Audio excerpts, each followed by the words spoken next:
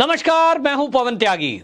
आखिरकार आर्यन खान की bail application court ने रिजेक्ट कर दी और यह माना है कि ये गंभीर अपराध करते हुए पकड़े गए हैं, जिसके लिए 14 दिन की न्यायिक हिरासत में जाना इनका जरूरी है। सवाल यह है, और ये जो फैसला है कोर्ट का, ये पूरे देश के नशेड़ी, गंजेड़ी और भंगेड़ियों के लिए एक नजीर बनेगा। वो 100 बार सोचेंगे अगली बार धुआं उड़ाने के पहले कि यदि एनसीबी की जकड़ में आए तो बेटा जेल में जाओगे। और अगर ये आज जमानत हो जाती तो कोई क्रूज को खरीदने लायक पैसे रखने वाला आदमी का बच्चा तो यही सोचता, मेरा पापा मुझे छुड़ा लेगा, मैं तो जेल में जाऊंगा ही नहीं। लेकिन अब ये सपने चकनाचूर हुए। जिसको किंग खान कहते थे, उसका राजकुमार अब जेल में रातें बिताएगा, जेल की रोटी खाएगा, जेल में रहेगा, माल फूंकने को नहीं मिलेगा। और ये जो उसके वकील जिस तरह की भाषा का इस्तेमाल कोर्ट में कर रहे थे कि हमारे मुवक्किल को तो बेचने की जरूरत ही नहीं है, उनके पास तो इतने पैसे हैं कि उसके तो पिताजी जो है वो क्रूज को ही खरीद लेंगे। आज ये भी पता लगा कि हमारे देश में यदि न्यायपालिका अपनी पे आ जाए तो यहां न्याय से ऊपर, न्यायपालिका से ऊपर, संविधान से ऊपर कोई नहीं है। कोई अहंकार में जीता हो कि मेरे पास बहुत पैसे हैं, मेरा बहुत नाम है, मेरे पीछे तो बहुत सारे राजनीतिक पार्टियां हैं, वो सब के सब इस आर्यन खान के और इसके जो साथ और गए हैं जेल में, इस फैसले से समझ लो, ये सब समझ लो कि पैसा आपके लिए सुख सुविधाएं जुटा सकता है, लेकिन पैसा कानून को नहीं खरीद सकता। जिस तरह की जिरेबाजी आज स्पेशल कोर्ट में हुई है एनसीबी की, यहां देखने की बात यह है कि जो मान शिंदे नाम का वकील, जिसमें खुद में भी एक अहंकार था कि वो जो केस लेता है साहब उसमें तो वो छुड़वा ही लेता है, वो तो जो है नारकोटिक्स डिपार्टमेंट से भिड़ने में सबसे ज्यादा मास्टर है, वो जो रिया चक्रवर्ती की जमानत कराने के बाद से अपना कद बढ़ा हुआ महसूस कर रहे थे, उनको भी अब पता लग गया कि सरकारी वकील भी ऐसे ही नहीं होते हैं। पहले होता होगा कि कहीं सेटिंग चल जाती होंगी, कहीं कोई बात हो जाती हो, लेकिन आज की डेट में जो कोर्ट के अंदर गर्मागर बहस हुई, उस बहस में जो एएसजी अनिल सिंह हैं, बाकायदा उन्होंने ये प्रूव किया कि यदि कोई ठीक से जज साहब के सामने दलीलें पेश करने वाला व्यक्ति हो, तब कितना ही बड़ा वकील सामने क्यों ना हो, वो धराशायी किया जा सकता है। इस केस से यह भी एक उदाहरण बना है। अब आपको बताएं कि अभी तक के इतिहास में कभी ऐसा होता नहीं था कि कोई पैसे वाला हो, बॉलीवुड का इतना फेमस पर्सनालिटी हो।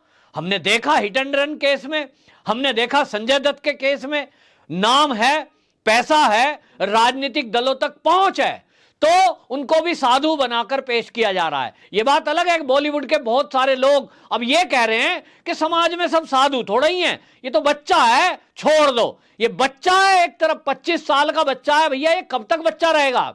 राहुल गांधी भी अभी बच्चा ही है, लोग बात कहते हैं उसको भी। तो ये बच्चा है, दलील कोर्ट में नहीं चली।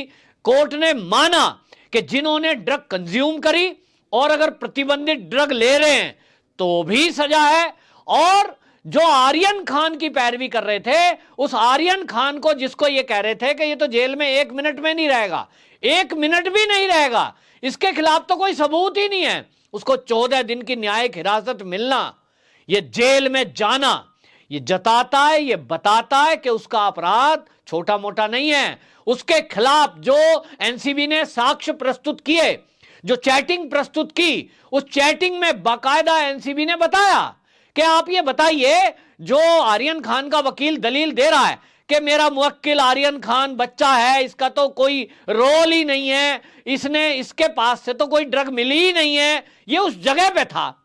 भैया जगह पे करने क्या गया था? तो आपको बताऊं, एनसीबी ने बाकायदा अपनी तरफ से जो दलील रखी, उसमें ये बोल दिया कि ऑर्गेनाइजर, सप्लायर और अचित जो है ड्रग पैडलर है, और कोई विदेशी, उसमें भी नाइजीरियन भी आ रहा है कि जो विदेशी नाइजीरियन है वो सप्लायर, और आर्यन, ये सब एक जगह मिले और उसकी चैट है।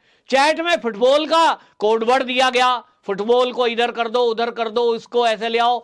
एक ही गाड़ी में बैठ के आते हैं दो दो तीन तीन लोग। ये जब एक ही गाड़ी में आ रहे हैं, एक ही पॉइंट पर इकट्ठे हो रहे हैं, तो इसका मतलब यह है कि यह संयुक्त इन लोगों का एक ड्रग का धंधा था, जिसमें पूरा पैकेज था, जिसमें ऐसे सेलिब्रिटी का नाम था जिसके नाम पर बुकिंग ली गई, जिसके नाम पर क्रूज बुक किया गया, जिसके नाम पर 1,80,000 के टिकट बेचे गए क्रूज पे आने के लिए। उन नामों का इस्तेमाल किया गया। ऑर्गेनाइजर वो और आर्यन, इनकी बातचीत है, इसका मतलब आपको पहले से पता था। तीसरी बात, जो ड्रग का सप्लायर है उससे चैटिंग हो रही है, अचित से बातचीत हो रही है, और अचित ड्रग का सप्लायर है। तो जो ड्रग मिल रही है उसकी मात्रा भले ही 5 ग्राम मिली हो और आप ये कहें कि साहब थोड़ी मात्रा है, ये तो छोड़ दो, ये तो कंज्यूम लेने, ये बाकायदा एनसीबी ने सिद्ध कर दिया कि ये सारा का सारा घालमेल, ये जो ड्रग पार्टियां होती हैं, ये ड्रग पार्टियों में एक ऑर्गेनाइजर होता है, एक ड्रग की सप्लायर होता है, वो ड्रग सप्लाई करेगा।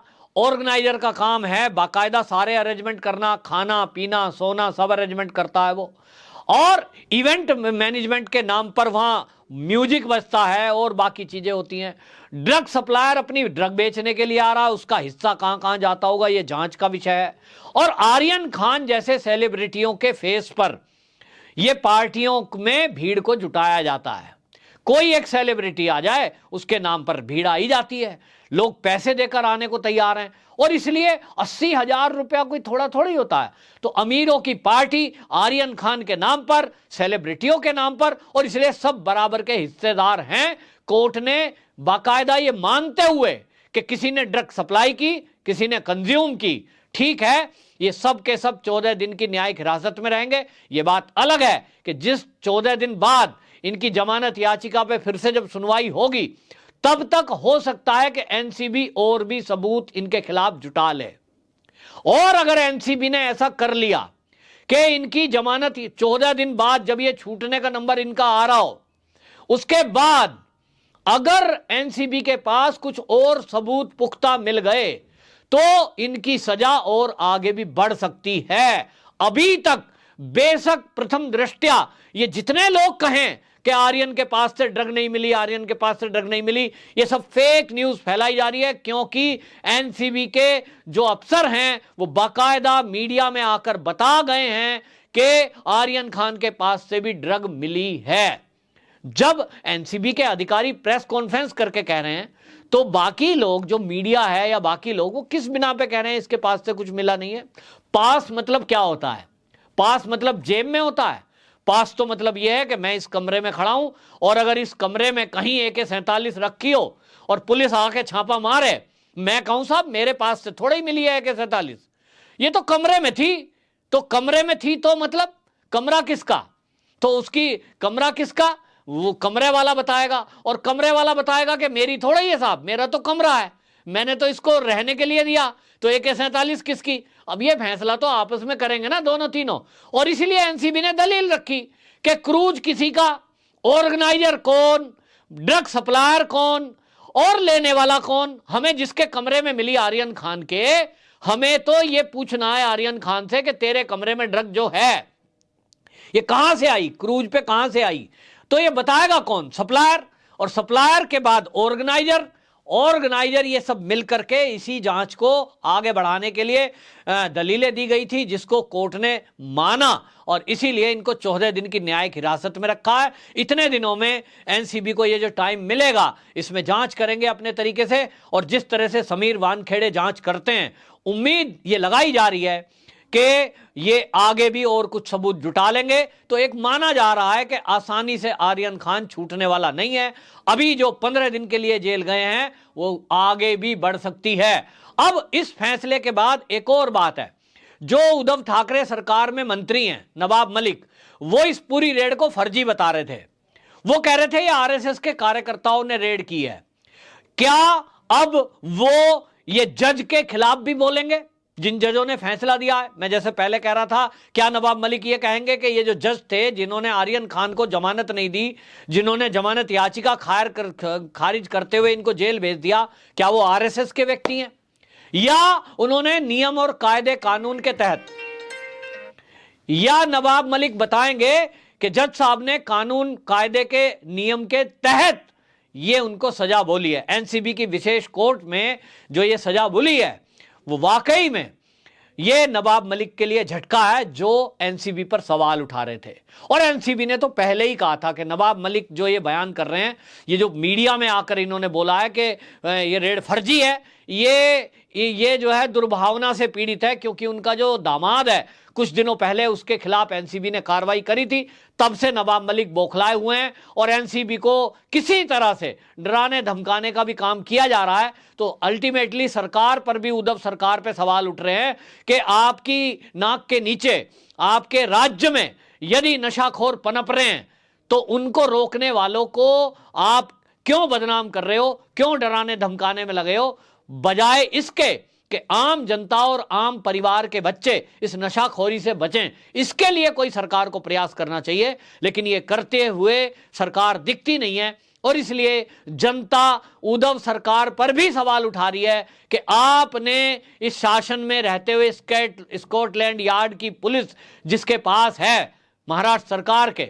मुंबई की पुलिस, उसके रहते हुए ये ड्रग के पैडलर जो हैं और ये इस तरह की ड्रग की पार्टियां, इस पर रोक लगाने में आप नाकाम क्यों रहे? ये जवाब सरकार को देना है। बहरहाल एनसीबी ने जो काम किया है, एक बार फिर से एनसीबी को सलूट। और इस बार तो एनसीबी के जो वकील हैं एएसजी अनिल सिंह, उनको भी मेरा सलाम है, क्योंकि उनकी दलीलों के कारण ही ये फैसला हुआ है और ऐसे लोगों को जेल जाना पड़ा है जो बड़े बाप की औलाद थे और जिनको ये अहंकार था कि हम तो 1 मिनट में जमानत करा लेंगे। वंदे मातरम।